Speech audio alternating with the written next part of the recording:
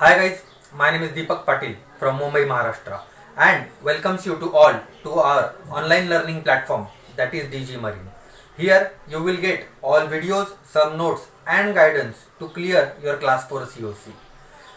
We have already shoot boiler part 2A and boiler part 1.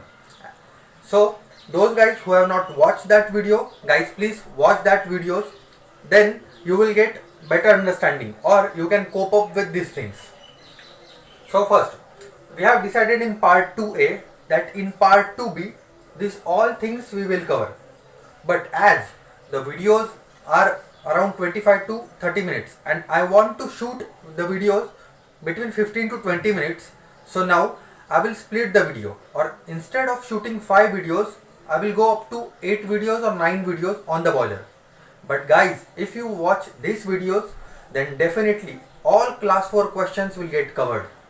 So now in part 2B, we will do only hydraulic pressure testing of the boiler and boiler survey in detail. The next important topic is boiler hydraulic pressure test. In the boiler hydraulic pressure test, surveyor generally wants to listen that when it is done. Second thing, what precautions you will take before testing boiler hydraulically and the procedure. So we will go step by step. First of all, when it is done when generally major repair work which is carried on board. Like you have done some repair work and then you go for the welding, or when the boiler is new commissioned. And sometimes if it is recommended by your surveying society, that time it is done. So these are three major reasons when the boiler hydraulic pressure test is done. Second thing, the precautions. What precautions you will take before testing boiler hydraulically? The first thing, never do the boiler hydraulic pressure test when the boiler is hot. It should be completely cold in condition. Then after you do the boiler hydraulic pressure test. Second, when you are raising the pressure or lowering the pressure, do it very slowly. Avoid the shocks to the boiler, otherwise it will get permanently deformed. Third thing, when you are going to perform the test, that time be sure make internal and external inspection thoroughly. In that inspection, what things majorly you checked? So in that inspection you will firstly check that what are the, if you have missed any tool or any kind of gear you missed in the furnace or in the boiler. So check out for the gears and tools, they are not left inside. Second thing, the pressure gauges. So about the pressure gauges, first of all, if you are performing the boiler hydraulic pressure test, like example, if you are performing on 15 bar, then the pressure gauges which are showing or which are having the reading less than 15 bar, means their maximum reading is less than 15 bar, isolate their pressure gauges, otherwise they will get cracked. Second thing, that the pressure gauge by which you are going to measure the hydraulic pressure at the time of the test, it should be very accurate. So these two things very important about the pressure gauges. Third thing is safety valve. The safety valve should be gagged, otherwise the safety valve will get lifted. So both safety valves should be gagged and all valves should be closed properly. Now the actual process of hydraulic pressure test. So after major repair work, you are doing the boiler water pressure test. So first of all, the hydraulic pressure, up to what hydraulic pressure you have to go? It's 1.5 times the design pressure. If your boiler is designed for the 10 bar, then up to 15 bar you have to raise the pressure. Remind one thing, that all valves should be closed but the vent should be open, because after that you have to fill the boiler with water, and when the water is coming out of the vent, up to that time you have to fill the water. The reason behind that, no air should be remain inside, because air is compressible and water is incompressible. So no air should be remain inside if you have to test boiler hydraulically. Then fill the boiler with water and fill up to when it is coming out of vent, then close the vent. After closing the vent, measure the circumference. The purpose behind measure the circumference is that when you are measuring the circumference, after that you will apply hydraulic pressure. Then the circumference will increase a little bit because of its elasticity, and after depressurizing you will again measure the circumference. It should come back to its original position. If it is not coming back to its original position and the dimensions remains more than the actual positions, then your boiler is plastically deformed and it is worst scenario. So first you measure the circumference. Then after applying the pressure, first you apply the pressure, go up to 1.5 times the design pressure.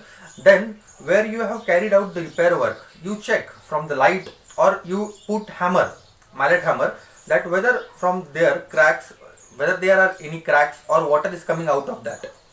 If there is no water coming out of there, then check for the pressure gauge.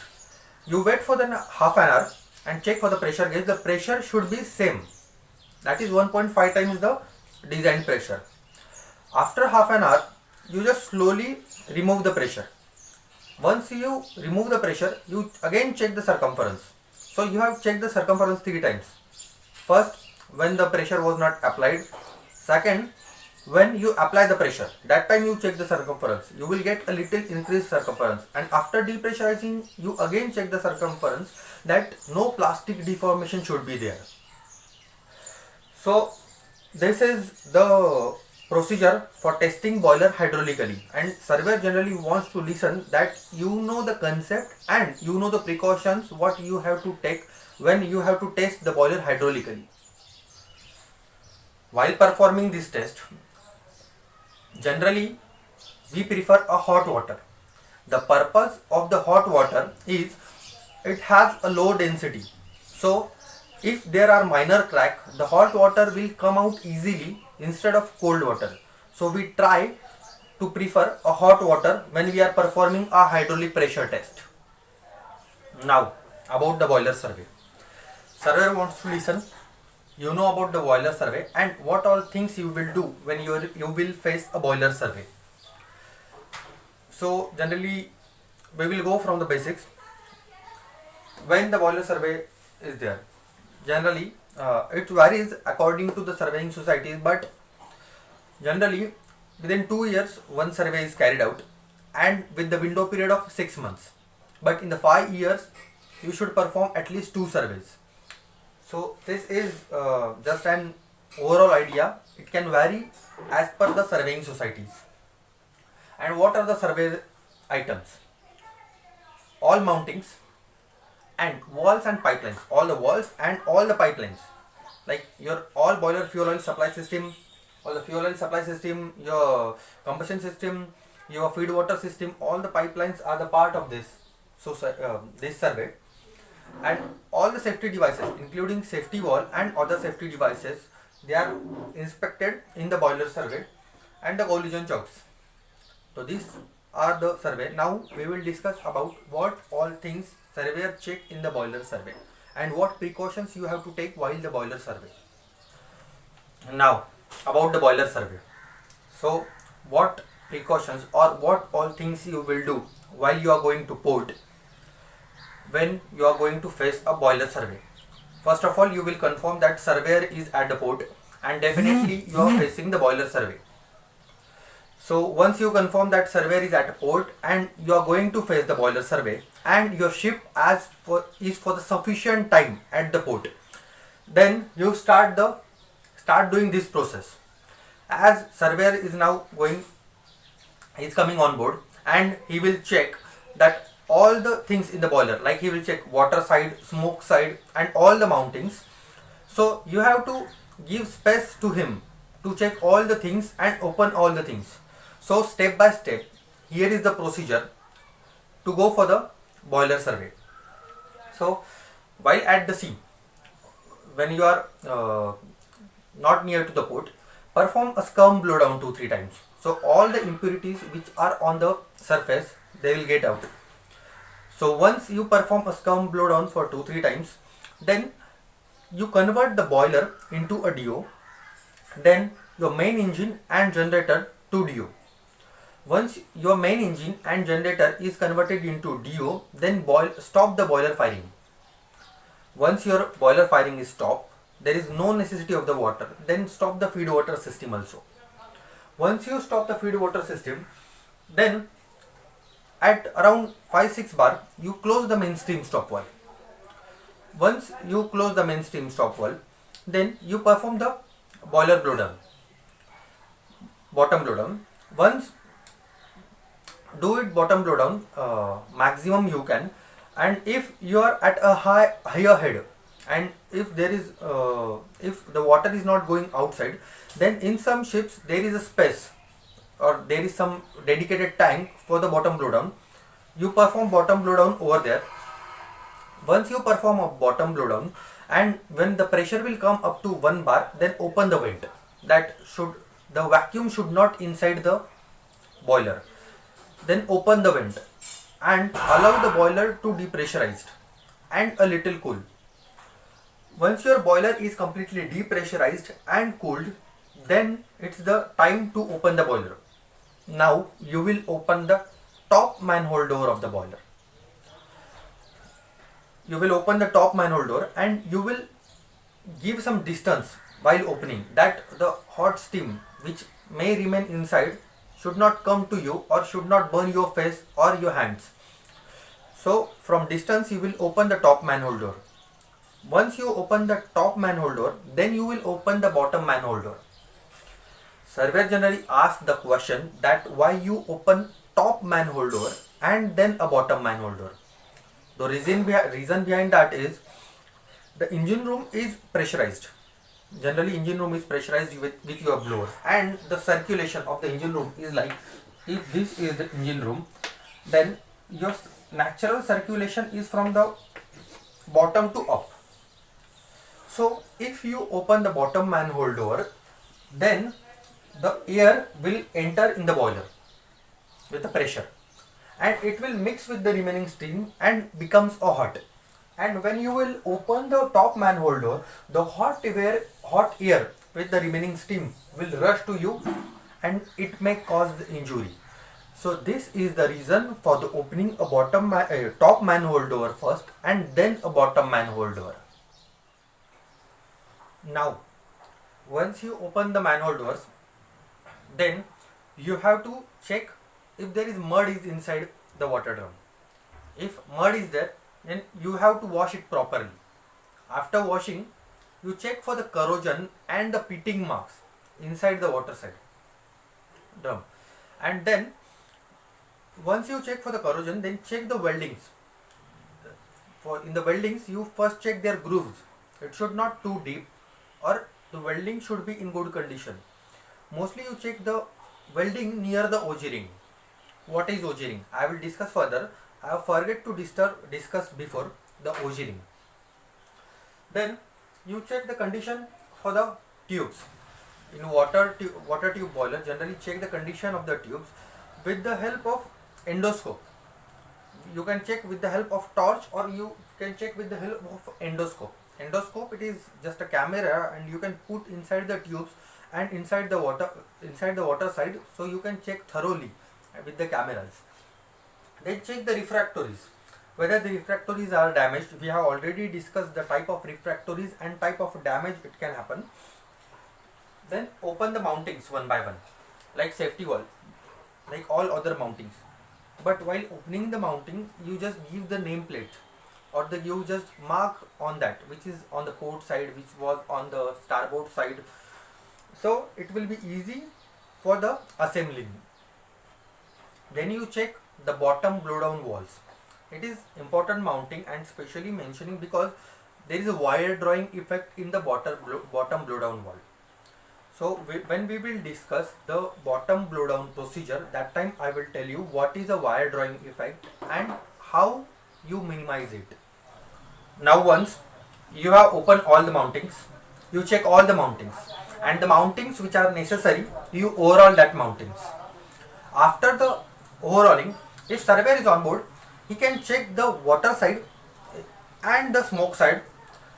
After his inspection, you box back that mountings at their proper places at the proper setting.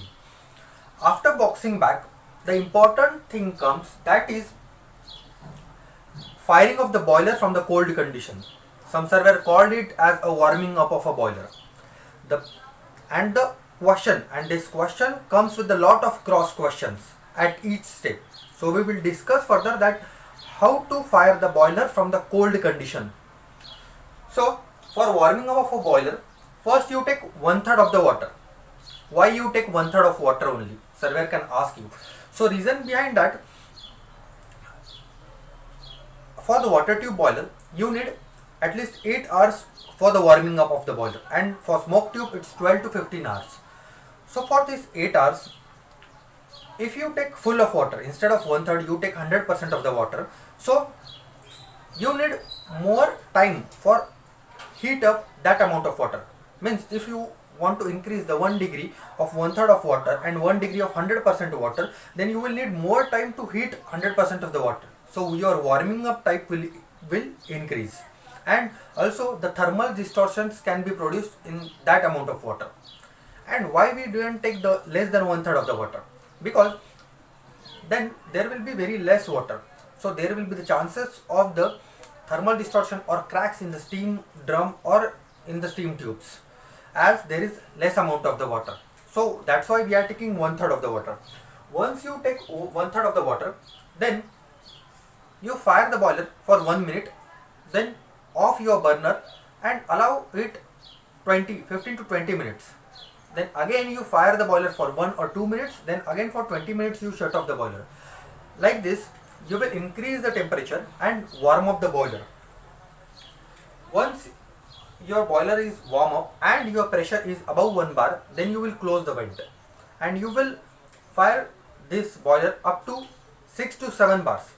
Like you will fire the boiler for 2 minutes, then you will stop for 20 minutes. Fire the boiler for 2 minutes, then for the stop minute, and take sufficient time that the thermal stresses should not occur in the boiler and boiler should get fired properly.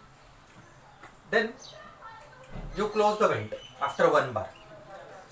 Then check once your boiler is fired and boiler is at the working pressure, then check for the leakage, that whether from any mounting or from any system leakage are there. If leakages are not there, then thing will come, that is safety valve setting. Then call the surveyor and do the safety valve setting in front of him, and he will say that try out the safety valve. At that time you just show him that the safety valves are lifting at their proper pressure. Then try out all the alarms and trips, or try out the alarms and trips which is asked by him. Once this happens, then slowly open the steam stop valve, main steam stop valve, so that the water hammer should not be there. We will discuss water hammer in next video. Now once if the surveyor has checked all the things, he will issue a certificate on behalf of classification society. But surveyor may ask you that what about the EGB safety valve? How you will set at port? So definitely exhaust gas boiler safety valve you can't set EGB safety valve at port, because main engine is not running, so exhaust is not going to EGB, exhaust gas boiler, so you can't set the safety valve. So when you are selling, that time you set that safety valve, and your chief engineer, he will write a message to the classification society with all the things like his name, like ship's name, IMO number, the position of the vessel, and all things he will send to classification society that we have set the EGB safety valve at this pressure. So classification society will issue the certificate to that ship.